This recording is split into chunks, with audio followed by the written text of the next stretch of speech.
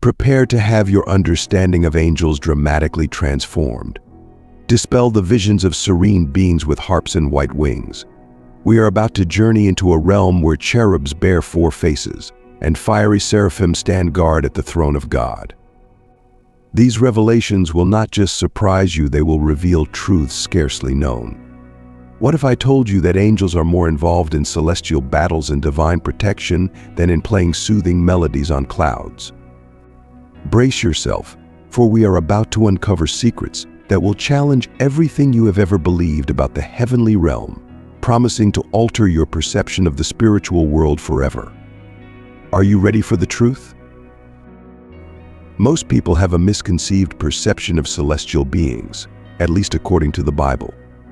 Today, we are going to delve into the true nature of these beings as accurately depicted in the scriptures.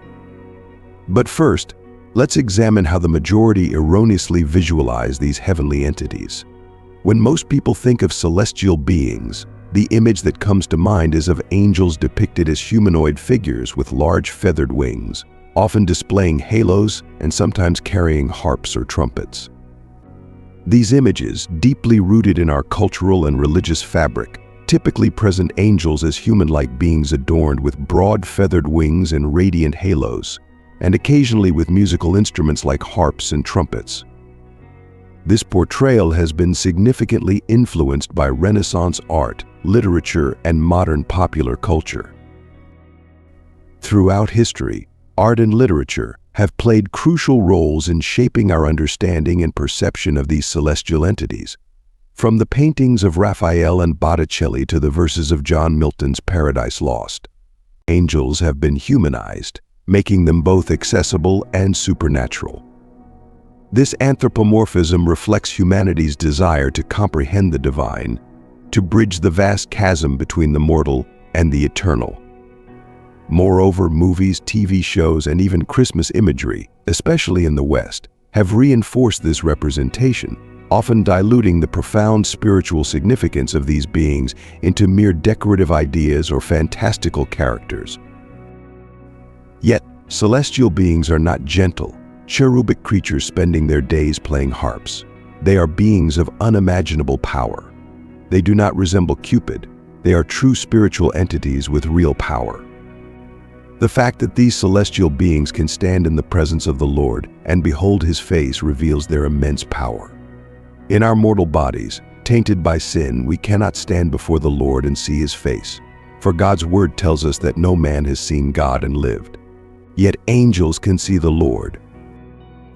Listen to how Angel Gabriel introduces himself in Luke 1:19. The angel answered, "I am Gabriel, who stands in the presence of God. I have been sent to speak to you and to bring you this good news." Gabriel stands in the very presence of the Lord Himself.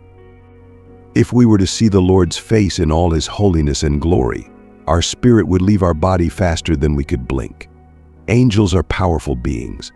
A single angel killed 185,000 Assyrian soldiers in one night. An angel shut the lions' mouths. An angel rolled away the stone from Jesus' tomb. An angel guided Philip to the Ethiopian eunuch for a divine appointment. An angel freed Peter from Herod's prison. These benevolent beings are sent by God as messengers, protectors, and guides for humanity. However, among these celestial entities, cherubim stand out from traditional angels in both function and appearance. They are not ordinary angels, nor even archangels. They are unique, a type of their own among celestial beings, distinct from solitary angels. The Bible provides several detailed descriptions of cherubim that starkly contrast with the common perception of angels. The most vivid description of cherubim is in the book of Ezekiel. In Ezekiel 1:5-11, it says, "From the midst of the storm came 4 living creatures. They looked like humans, but each had 4 faces and 4 wings. Their legs were straight, and the soles of their feet were like the sole of a calf's foot, and they sparkled like the color of burnished bronze. Under their wings, on their 4 sides, they had human hands. These 4 creatures had their faces and their wings arranged in such a way. Their wings touched one another. They did not turn when they moved. Each one went straight forward. As for the appearance of their faces, Each had the face of a man in front. All four had the face of a lion on the right side, the face of an ox on the left side, and all four had the face of an eagle. In Ezekiel 10:20-22, the prophet adds, "These were the living creatures I had seen beneath the God of Israel by the river Shebar, and I knew they were cherubim. Each had 4 faces and each 4 wings, and underneath their wings was the likeness of human hands. As for the likeness of their faces, they were the same faces whose appearance I had seen by the river Chebar. Each one moved straight ahead." These passages show us that cherubim are vastly different from the conventional image of angels. They are not gentle beings with feathered wings and halos, but rather powerful, multifaceted creatures with multiple faces and wings. This representation challenges our understanding and compels us to reflect on the diversity and power of the heavenly realm. In Ezekiel's vision, the cherubim are described as having multiple faces, that of a man, a lion, an ox, and an eagle. Here, in the presence of this celestial entity, we encounter one of the most fascinating aspects of the creature. It possesses the faces of earthly creatures. We know that cherubim were created before the world, as in the book of Job, we see that the sons of God, who were angels, rejoiced when God created the earth. Job 38:6-7 states, "On what were its bases sunk, or who laid its cornerstone when the morning stars sang together? And all the sons of God shouted for joy." It's clear to us that angels precede the creation of the earth, and therefore also precede the creation of all living creatures on earth. Simply put, this means they precede the creatures they resemble. Isn't that intriguing? After studying these scriptures, one cannot see men, lions, oxen, and eagles in the same way again. This point may not surprise everyone, but when I understood that this celestial creature has these 4 faces and yet predates all these 4 creatures, I was utterly amazed. Thus, we can agree that cherubim are unique creatures. They bear the appearance of earthly creatures that had not yet been created when the cherubim themselves were. That is why I describe these wonderful celestial creatures as the most mysterious, because they clearly have a connection to earth. Yet the Bible does not reveal a vast amount of information about them. Imagine the vision of this extraordinary creature before your eyes, the cherubim, as described in the passages of Ezekiel, with 4 faces looking at you: the human, the lion, the ox, and the eagle, all unified in a single being. Its form is human-like yet celestial, adorned with 4 wings that seem to carry it effortlessly through the heavens.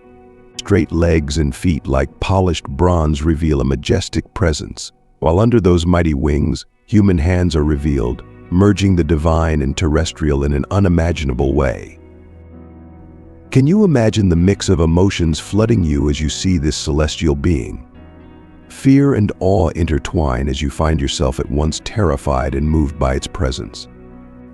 The realization of being before a creature of such divine significance humbles your soul, for the cherubim are not ordinary beings. They guard the very presence of the Almighty. Cherubim are a specific type of celestial beings mentioned in the Bible, often associated with angels and considered a high order of angels. However, it's important to note that cherubim and angels are not necessarily interchangeable terms, as not all angels are described as cherubim in the Bible. Cherubim are tasked with guarding the presence of God and serving in celestial worship, being closely associated with the throne of God.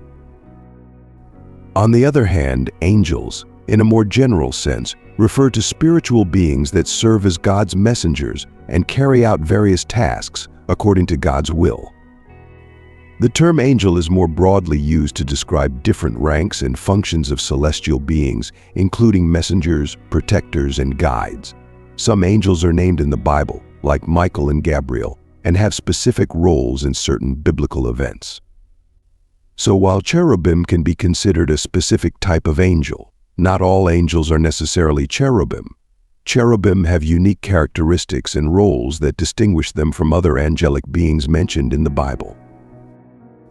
In the spiritual realm, there are many celestial beings that we cannot fully comprehend. We know some of them, like the Seraphim, burning creatures that stand in the presence of God and shine with holiness. There are also archangels, powerful messengers of God who bring important messages to us. In the book of Revelation, we see majestic horses in the sky, with one carrying a triumphant rider on a white horse, representing victory and justice. Can you imagine how incredible that vision would be? These celestial beings are incredibly beautiful and powerful. But let's reflect for a moment. While the Bible tells us about some celestial beings, there is so much we don't know about the spiritual realm. Have you ever wondered about other celestial beings that the Bible doesn't mention? Can you imagine the incredible things we will see in heaven? Isaiah 6-17 gives us a vision of divine majesty and holiness, where seraphim incessantly worship, proclaiming God's holiness, a testament to His glory that fills the whole earth. Isaiah's vision and his interaction with a seraphim, who purifies his lips with a live coal, reveals the depth of divine mercy and the transformation that comes from encountering the sacred. The nature and essence of seraphim offer us a profound glimpse into the heavenly realm, revealing aspects of God's character and His interaction with humanity. The term seraphim literally translates to burning or blazing, not only representing their radiant appearance, but also symbolizing the passion and intensity of their worship. This fervent zeal for worship is the manifestation of the pure heart's response to the unmatched holiness and majesty of the Almighty. The very fabric of creation, from the galaxies that stretch across the vastness of the cosmos to the intricate design of the human soul, emanates from the profound brilliance of our Creator. It is only fitting, then, that every angel, every celestial being, every corner of the universe, every atom and molecule, resounds with songs of worship to the one who spoke them into existence. God, in His unmatched majesty, wonder, and glory, did not merely create the world. He breathed life, purpose, and wonder into it. Such a magnificent Creator demands our deepest reverence and unceasing worship. And here we see that, in the heavenly assembly, countless beings recognize and respond to this divine mandate. God deserves to be worshipped. He is worthy of worship. Among this celestial throng of beings we have never seen, the seraphim stand out not just as spectators, but as active participants in this eternal symphony of praise. These luminous beings, with their burning essence, exemplify fervent and pure worship. Their very name, denoting fiery passion, signals the intensity of their devotion. It's as though they were forged from the very flames of worship, embodying a love so deep and pure, it can only be described as burning. If these magnificent creatures, so close to the throne of God, are consumed with the desire to worship Him, how much more should we, beneficiaries of His grace and love, be drawn to praise and honor the great Creator? In the presence of such inspiring devotion, may our hearts be ignited with the same burning passion to worship and exalt the Lord of all creation. In Isaiah's encounter, a striking feature of these beings is their 6 wings. 2 wings were used to cover their faces, an action not born out of fear, but of deep reverence and respect in the presence of the Holy One. Even the holiest of angels shielded their faces, indicating an acknowledgement of God's unparalleled glory. Another pair of wings was employed to cover their feet. In biblical times, feet were often considered the most contaminated part of the body, as they were continuously in contact with the ground and the dust of the earth. The act of the seraphim covering their feet can be seen as a symbolic gesture of humility, denoting the desire to present nothing tainted before the Lord. The remaining wings served a functional purpose, flight. This denotes not just the ability to move, but readiness. The seraphim are always prepared, always waiting on God, ready to respond immediately to His commands or proclamations. Their constant flight around the throne is a testimony to their vigilant and unceasing service. But it's not just their form and function that capture attention. The vocal exclamation of the seraphim, "Holy, holy, holy, holy is the Lord Almighty." The whole earth is full of His glory, speaks volumes about their primary mission. This is not a casual statement, but a profound and resonant acknowledgement of a fundamental truth. The threefold repetition of the word holy is not merely a literary device. In Hebrew culture, repetition emphasized utmost significance. By declaring God's holiness 3 times, the seraphim magnified God's supreme holiness, a holiness unmatched and unparalleled. Furthermore, the impact of their proclamation is tangibly felt, with the very foundations of the temple shaking. This reaction is not just a physical manifestation, but a spiritual one. It reminds us that true worship, born out of a genuine acknowledgement of the nature of God, has the power to move not just hearts, but the very fabric of our surroundings. The temple filling with smoke in response to their voices underscores again the weight of God's glory. Throughout Scripture, smoke often represents the overwhelming presence of God, a powerful reminder of His majesty and holiness that permeates everything. Just as it was with the Israelites at Mount Sinai, here too the smoke symbolizes a palpable divine presence, a testimony of God's active interaction with His creation. Continuous worship is the essence of the seraphim. Their entire existence revolves around recognizing, revering, and proclaiming the majesty of God.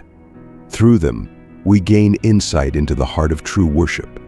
It's not about rituals or routines, but rather a genuine and passionate response to the God of all creation. As we delve deeper into the attributes and roles of the seraphim, we are led to reflect on our own responses to God. The holiness of God and the seraphim's primary purpose of worshiping and declaring the greatness of God prompt us to question, what can we as humans learn from these celestial beings about our own relationship with the Creator? A fundamental lesson the seraphim teach us is the essence of true worship. Their worship isn't a periodic activity. It's easy to confine worship to specific moments, places, or events.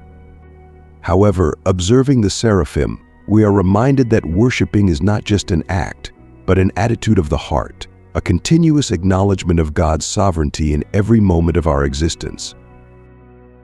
Furthermore, the humility of the seraphim, despite their grandeur and closeness to God, challenges our human tendencies. We often seek recognition or desire to elevate our status, but these celestial beings, in all their splendor, exemplify the ultimate humility before divine majesty. They serve as a reminder that true greatness lies in recognizing our place before God and serving Him with a humble heart.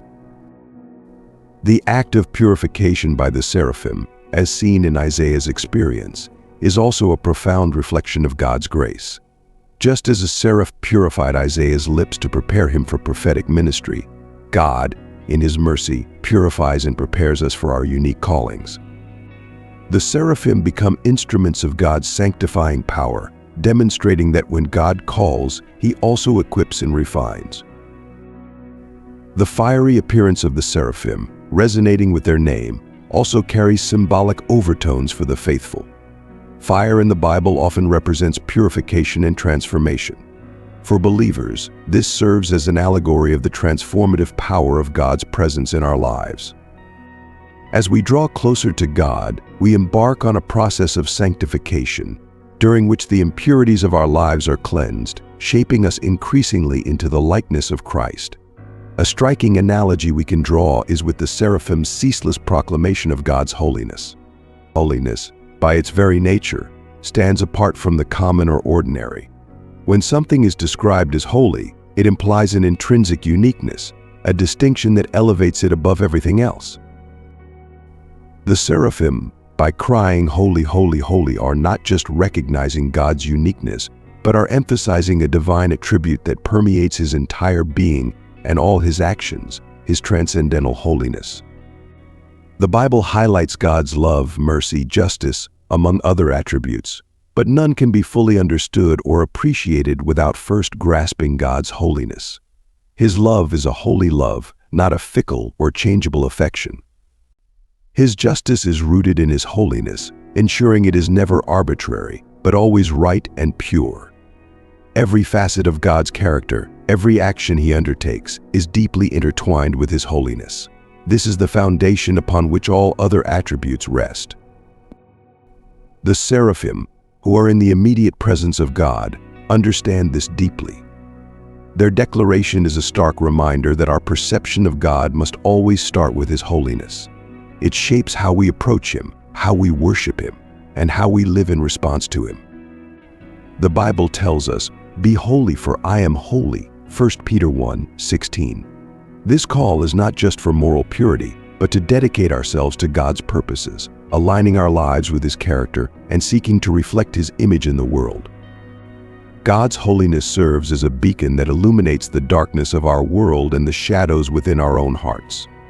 It reveals areas in our lives that are inconsistent with His character, driving us toward repentance and transformation. Furthermore, as we internalize the importance of God's holiness, it changes how we view sin. Sin is not just the breaking of a rule. It's an affront to the very nature of a holy God. As the Seraphim demonstrate, understanding God's holiness produces a profound sense of reverence and awe. It redefines our understanding of worship, which becomes less about routine and more about a sincere response to a God whose essence is incomparable and unmatched. This leads us from passive observance to active worship, aligning our hearts and minds with the rhythms of heaven. To know God is to know His holiness. As we draw closer to the Scriptures, pray, partake in worship, and live out our day-to-day lives, may the cry of the seraphim echo in our souls, drawing us nearer to the heart of a holy God and reshaping our lives in the light of His profound holiness. As believers, we are called to be witnesses of God's love and grace. Just as the seraphim incessantly declare God's glory in the heavenly realms, we are tasked with spreading the good news of God's love and salvation on earth. Ultimately, the unwavering focus of the seraphim on God underlines the importance of setting our sights on the eternal, rather than the temporal. In a world full of distractions, the seraphim exemplify what it means to have a singular focus on God. They do not waver, get distracted, nor lose sight of their purpose. This constancy serves as inspiration for the faithful to remain steadfast in faith, unshakable in the face of the world's challenges and distractions. In summary, while the seraphim occupy a unique place, they offer us a valuable perspective on the nature of God and how we should relate to Him. May we be inspired by their incessant worship and deep understanding of God's holiness, so that our lives reflect this eternal truth and draw us ever closer to the divine heart. As we draw nearer to Him, we undergo a process of sanctification where the impurities of our lives are cleansed, shaping us increasingly into the likeness of Christ. Another striking analogy can be seen in the seraphim's ceaseless proclamation of God's holiness. Holiness, by its very nature, stands apart from the common or ordinary.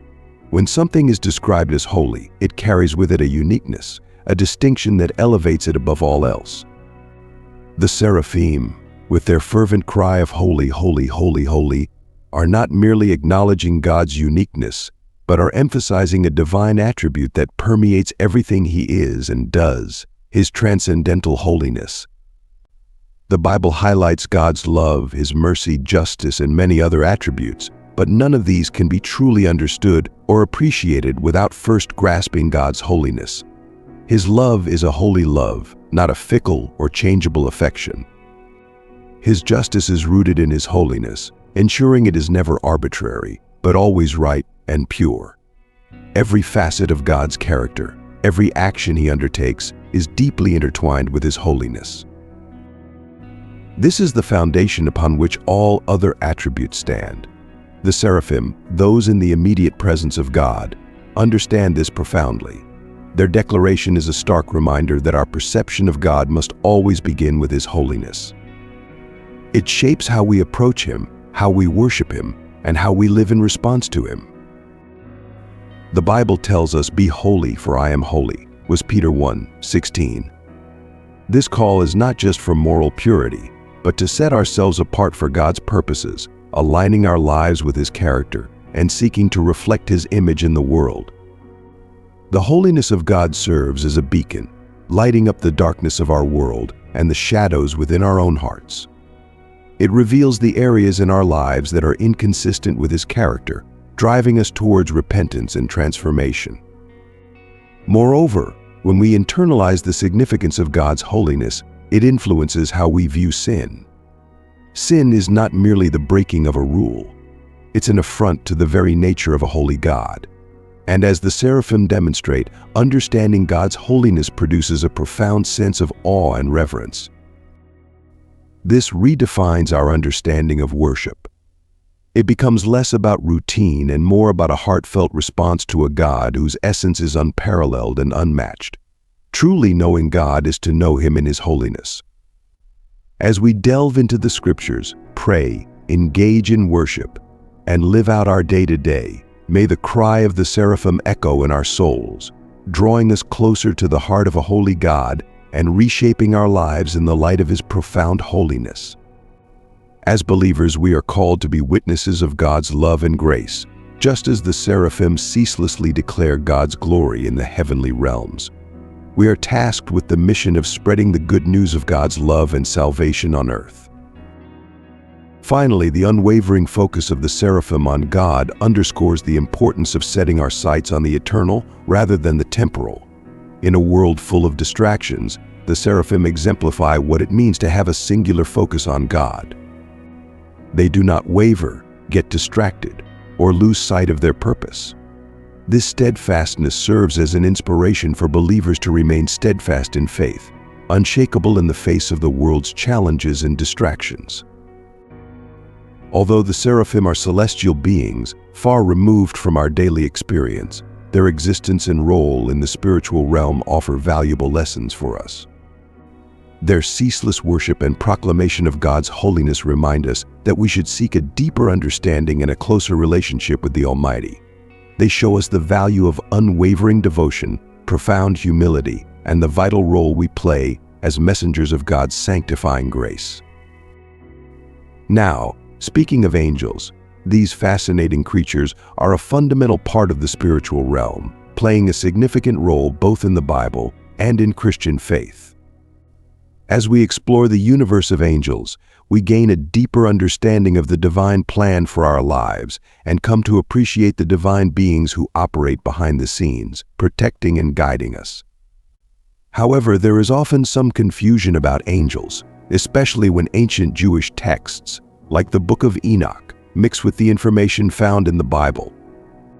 To clarify, let's highlight some angels named both in the Book of Enoch and in the Bible, and then focus specifically on the angels mentioned within the biblical canon. Among the most renowned angels, we have Michael, known in both Jewish and Christian traditions as a warrior protector, and Gabriel, described as one of the archangels tasked with delivering divine messages to humans. Raphael, associated with healing, and Uriel, linked to wisdom and guidance, are other examples of archangels whose stories inspire us and teach about the multifaceted nature of God. In the biblical canon, only 4 angels are named: Michael, the archangel; Gabriel, God's messenger; Lucifer, the fallen one; and Abaddon, also known as Apollyon, the destroyer. Gabriel and Michael are particularly highlighted for their significant roles in the spiritual realm. Gabriel is an imposing and glorious figure, mentioned in both the Old and New Testaments, and is considered one of the most prominent angels. His presence is a reminder of God's power and majesty, operating through heavenly messengers to fulfill His divine plan. In some Christian circles, Gabriel is seen as an archangel, though the Bible never explicitly mentions him in this way. The first time Gabriel appears in the Bible is in the book of Daniel in the Old Testament. At that time, Daniel was living in Babylon, where the Jews were exiled. In the 8th chapter of Daniel, he has a vision of a ram with 2 horns and a goat with a single horn, but doesn't understand the vision's meaning and prays for an explanation. In response to Daniel's prayer, Gabriel appears and provides him with the interpretation of the vision. Gabriel explains that the ram with 2 horns represents the kings of Media and Persia, while the goat with a single horn represents the king of Greece. Gabriel goes on to describe how the king of Greece will rise to power and conquer the Persian Empire. This encounter with Gabriel highlights his role as God's messenger, tasked with delivering important messages to his people.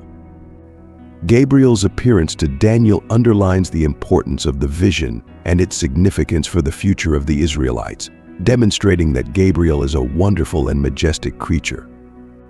Throughout the Bible, Gabriel is associated with delivering divine messages to God's people, setting the tone for his significant role in the spiritual realm. Gabriel makes another significant appearance in the book of Daniel, specifically in chapter 9, in response to a prayer made by Daniel. During this encounter, Gabriel provided Daniel with insights and understanding, also referring to the Anointed One, a term used for the Messiah. Then in the New Testament in the book of Luke, Gabriel visits Mary to announce that she has been chosen by God to bear his Son, Jesus Christ, demonstrating that God is always active in our lives, sometimes sending his messengers to convey important messages. History teaches us that we should be open and receptive to God's messages, even if they challenge our understanding or expectations. God cares for his people and is attentive to us, not being a distant God, but one who is concerned and involved in the lives of his people. Gabriel, by referring to Daniel, Zechariah, and Mary by name, shows us that God knows each of us intimately. Reflecting on Gabriel's appearances, we are reminded of God's closeness and his direct intervention in our lives, bringing messages of hope, guidance, and revelation of his divine plans. May we welcome these stories as reminders of God's constant love and care for us, inspiring us to live with faith and openness to the divine. What you need to know is that he knows where you are in life. Never forget that, and Gabriel's ministry reveals this wonderful truth to us. In Daniel 10:13, the archangel Michael is described as one of the chief princes.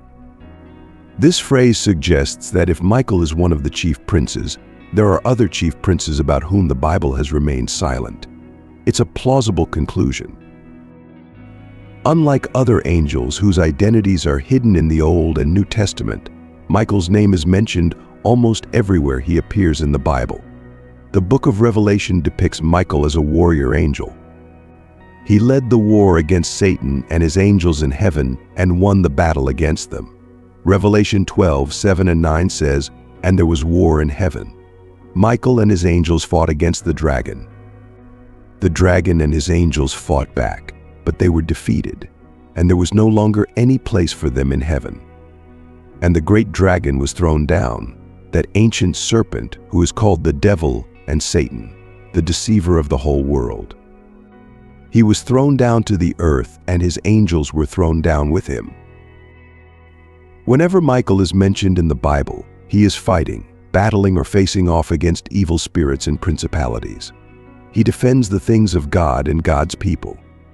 This is seen very importantly in the book of Daniel.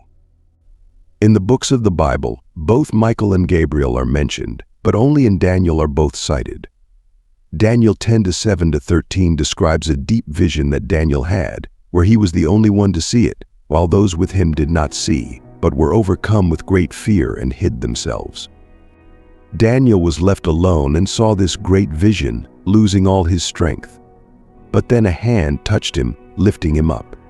The angel said to him, "O Daniel, man greatly loved, understand the words that I speak to you and stand upright. For now I have been sent to you." And when he had spoken this word, Daniel, trembling, stood up. The angel continued, explaining that from the first day that Daniel set his heart to understand and humble himself before God, his prayers were heard.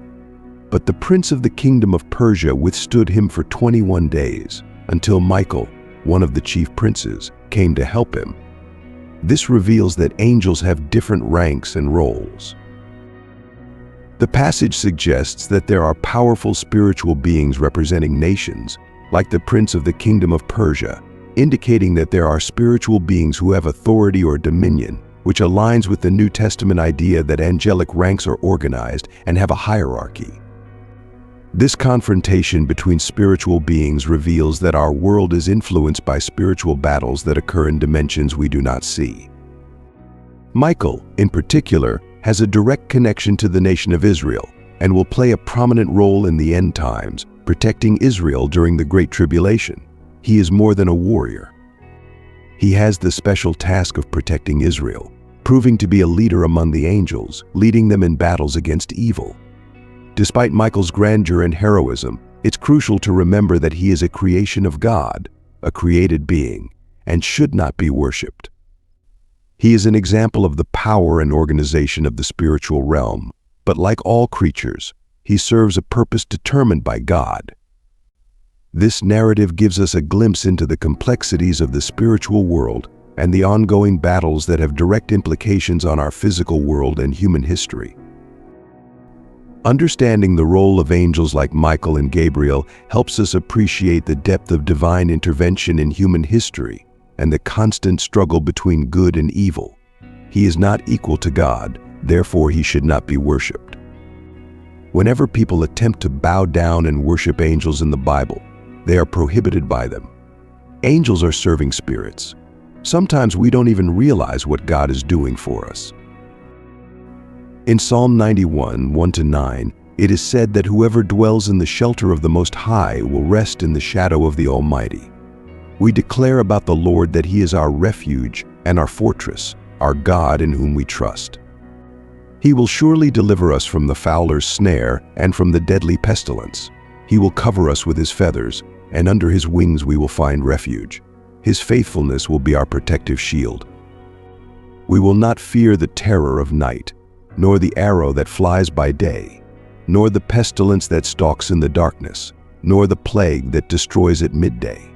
1,000 may fall at our side, 10,000 at our right hand, but it will not come near us. With our eyes only, we will observe and see the punishment of the wicked, for we have made the Lord our refuge, the Most High, our dwelling place. As believers, we know that God is always with us, protecting us and guiding us through life's challenges, but sometimes we don't even realize what God is doing for us. We might be going through a tough situation or facing a dangerous circumstance and still come out unscathed without realizing that it was God who protected us. Today I want to talk to you about God's protection. The Bible tells us that God is our refuge and strength, an ever-present help in trouble. When we trust in Him, we can be sure that He will protect us and keep us safe from all harm. Psalm 91, 11-12 assures us that He will command His angels concerning us to guard us in all our ways. They will lift us up in their hands so that we will not strike our foot against a stone. But sometimes we don't even realize that God is protecting us. It could be that we're driving and don't realize that we narrowly avoided a serious accident, or maybe we're coming home from work without realizing that we were protected from a potential attack. We might be going through a tough situation without realizing that God was working behind the scenes to protect us and guide us. That's why it's important to trust in God's protection even when we don't see it. We might not understand why certain things happen or why we go through certain trials, but we can be confident that God is always working for our good, even when we don't realize it. You and I know that God has angels, and the Bible tells us that He assigns these angels the task of taking care of us. There are angels charged with protecting us in all our ways, wherever we're traveling. God's angels are watching over us. Whether we're on our way to work, coming back home, heading to the store, or anywhere else, there's at least one angel taking care of you. To this world, you might not matter. To this world, you might be irrelevant. To this world, you might just be another number or another body. But to God, you matter enough for Him to assign His angels to look after you. God has given you a mission to take care of you. You matter. You matter a lot to God. Sometimes we don't even realize what God is doing for us. In Christianity, angels play a significant role in our lives and families, as well as in all areas of our existence. As you listen to me now, it's quite possible that at least one angel is present in your home. Isn't that wonderful? Psalm 91, 11-12 reminds us that God will command His angels concerning us to guard us in all our ways. They will lift us up in their hands so that we will not strike our foot against a stone. Often we underestimate the angels mentioned in this part of the Bible and don't think about the work they do to keep us safe. We should truly thank God for sending angels to protect us. The president has the Secret Service protecting him, the best humans taking care of him. But you, on the other hand, have secret angels looking out for you, watching your back. There are times when God sent angels for special missions. God sent angels to Lot, Abraham's nephew, who parted ways and went to Sodom and Gomorrah. The story I'm going to tell today speaks about the strength of faith and divine protection, elements that have spanned centuries and remain relevant today. Our journey begins in the ancient city of Sodom, a place marked by wickedness to such an extent that God decided to intervene in a drastic way. But even in this scenario of judgment, mercy was present through the figure of Lot and his family. One night, two angels visited Sodom and found Lot sitting at the city gate. Upon seeing them, Lot welcomed them with great respect and hospitality, unaware of how crucial this encounter would be.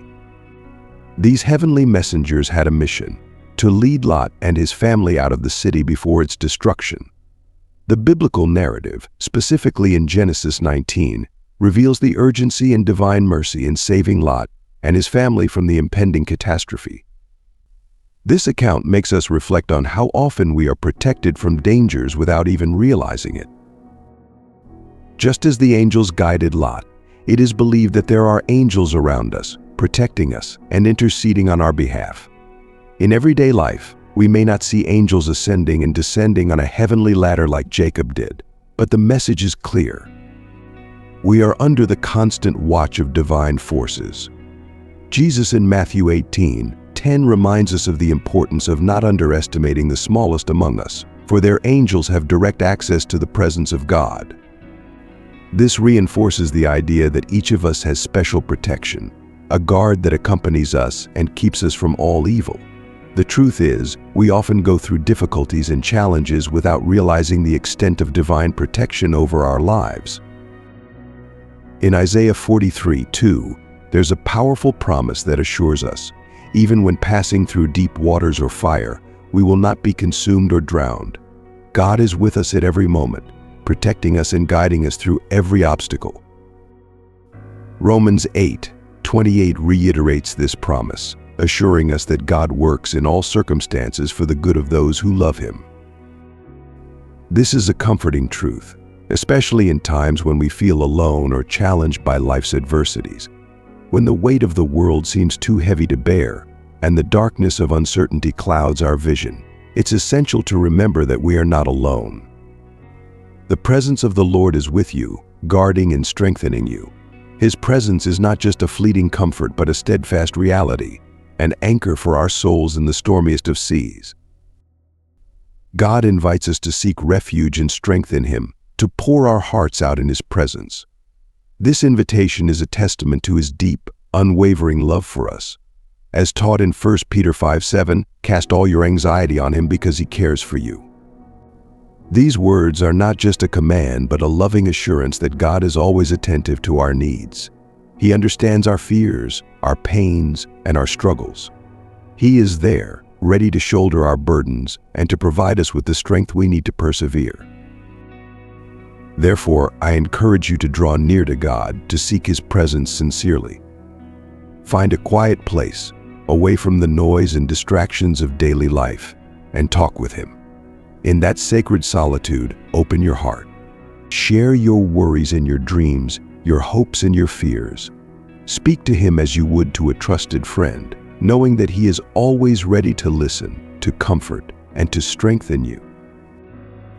In His presence, we can find peace, a peace that transcends all understanding. This peace is not the absence of trouble, but the assurance that, despite our circumstances, we are held in the loving arms of our Creator. He comforts us in our sorrow, fills us with hope in our despair, and gives us the courage to face whatever comes our way. In those moments of communion with God, we can feel His love surrounding us, His power uplifting us, and His grace guiding us. No matter what we face, we are not alone. God, with His infinite love and constant protection, is always with us. His promises are true, and His presence is a continual source of comfort and strength. So, when life's trials seem overwhelming, remember to turn to Him. In His presence, you will find the reassurance that you are cherished, protected, and never abandoned. With God by our side, we can face any challenge, knowing that His love and support are unfailing.